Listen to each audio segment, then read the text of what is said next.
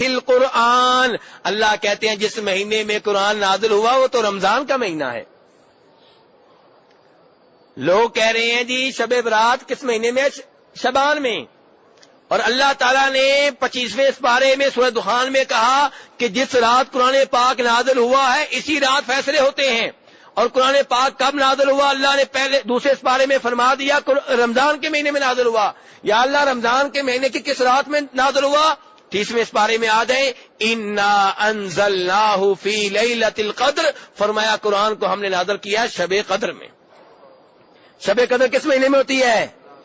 رمضان میں۔ رمضان کی آخری 10 دنوں کی جو طاق راتیں ہیں یہ شب قدر بنتی ہیں، کبھی یہ کبھی وہ، کبھی 21ویں، کبھی 23ویں، کبھی 25ویں، کبھی 27ویں، کبھی 29ویں۔ میرے بھائی اب آپ ایمانداری سے مجھے فتوا دیں کہ جس رات فیصلے ہوتے ہیں وہ شعبان کی رات ہے کہ رمضان کی رات ہے؟